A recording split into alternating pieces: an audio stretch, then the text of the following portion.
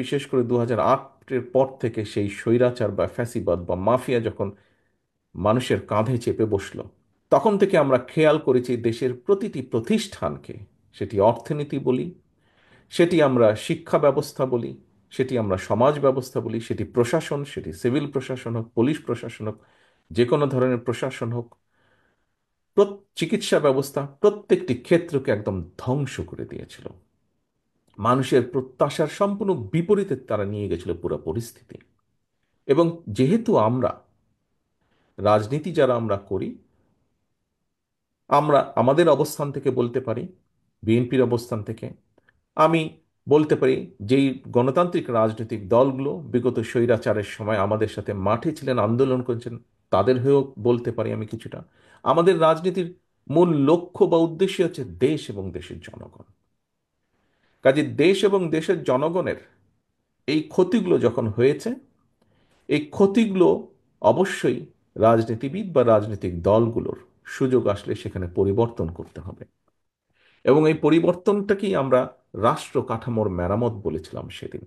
কারণ এগুলি রাষ্ট্রের অংশ। উদাহরণস্বরূপ যে কয়টি প্রতিষ্ঠানের কথা বলেছি, পরিবর্তিত হয়েছে 5ই আগস্টের পরে।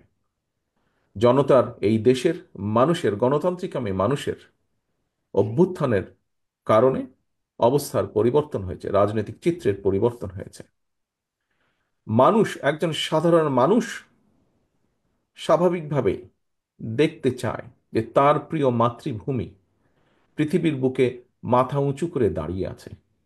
মাথা উঁচু করে দাঁড়িয়ে থাকার অর্থ এই দেশের শিক্ষা ব্যবস্থা নিয়ে প্রশংসা করে কিছু বলার মতন আছে, এই দেশের চিকিৎসা ব্যবস্থা নিয়ে প্রশংসা করে বলার মতন কিছু আছে, এই দেশের, খুব সংক্ষেপেও সব সহজভাবেও যদি বলি, রাস্তায় নামলে ট্রাফিক যে বিশৃঙ্খলা, এই দেশের ট্রাফিক ব্যবস্থা নিয়ে প্রশংসা করে বলার মতন কিছু আছে।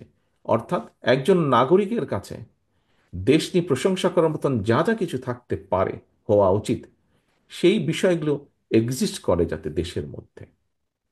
প্রিয় সহকর্মীবৃন্দ, সম্মানিত নেতৃবৃন্দ, আমরা সেই রক্তচক্ষু উপেক্ষা করে, স্বৈরাচারের রক্তচক্ষু উপেক্ষা করে আমরা 2-2.5 বছর আগে সংস্কার প্রস্তাবনা দিয়েছিলাম। আমরা উল্লেখ করেছিলাম যে এই ক্ষেত্রে পরিবর্তিত হওয়া উচিত।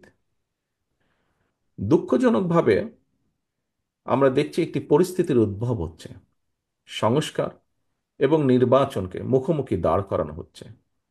এখানে উপস্থিত আমরা প্রত্যেকই রাজনীতিবিদ। এখানে একজন বক্তা উল্লেখ করে গিয়েছেন, খুব সম্ভবত বোধহয় মান্না ভাই বলেছেন ওনার বক্তব্যে, যে গণতন্ত্র বলতে একজন সাধারণ মানুষের কাছে কি বোঝা যায়। গণতন্ত্র বলতে একজন সাধারণ মানুষের কাছে এক কথায় নির্বাচন, নিরপেক্ষ নির্ভয় ভোট দেওয়ার যে সিস্টেম, সেটিকেই গণতন্ত্র বলি আমরা। সারা পৃথিবীতে সেটি গণতন্ত্র হিসাবে প্রচলিত বা স্বীকৃত। কিন্তু এই ব্যবস্থাকে সংস্কার এবং নির্বাচন, এটিকে মুখোমুখি করে দেওয়া হচ্ছে। আমি গতকাল একটি কথা বলেছিলাম, আপনাদের অনেকেই সেখানে উপস্থিত ছিলেন। কথাটি হচ্ছে, দেখুন, আমরা সবাই জানি, কেউ কেউ বলছেন যে সংস্কার শেষ হবে তারপরে নির্বাচন হবে। আহ, আমি ব্যক্তিগতভাবে বিশ্বাস করি যে সংস্কার যেটা শেষ হয়ে যায় সেটা তো সংস্কার হতে পারে না। এটা একটা কন্টিনিউয়াস প্রসেস, চলমান প্রক্রিয়া সংস্কার। যদি সে কোনো একটি বিষয় শেষ হয়ে যায়, সেটি সংস্কার নয়। কাজেই সংস্কার শেষ হয় না, সংস্কার চলমান প্রক্রিয়া। আমরা একটি জায়গায় আসব, একটি জিনিসের ভালো কিছু করব, ভালো পরিবর্তন করব, পরবর্তীতে আরো বেটার কিছু করার চেষ্টা করব। আমাদের শিক্ষা ব্যবস্থায় যেই গাফিলতি আছে, যেই ত্রুটিগুলো আছে, সেগুলোকে আমরা সংস্কার করব, পরিবর্তন করব। বিগত 15 বছরের আমরা প্রত্যেকটি বিরোধী দলের, রাজপথে থাকা গণতন্ত্রের পক্ষের প্রত্যেকটি রাজনৈতিক দল এই দেশের মানুষের অধিকারকে, রাজনৈতিক অধিকারকে প্রতিষ্ঠিত করার জন্য আমাদের বহু সহকর্মীকে আমরা হারিয়েছি। জুলাই-আগস্ট মাসে যে অভ্যুত্থান, জনতার যে অভ্যুত্থান হয়েছে, সেই অভ্যুত্থানে আমরা আমাদের আপনজনদেরকে হারিয়েছি, সহকর্মীদেরকে হারিয়েছি, পরিচিত জনদেরকে হারিয়েছি। আসুন, যেই ঐক্য নিয়ে, যেই ঐক্যকে যেই ঐক্যকে নিয়ে আমরা স্বৈরাচারকে বিদায় করেছিলাম, সেই ঐক্যকে আমরা ধরে রাখি।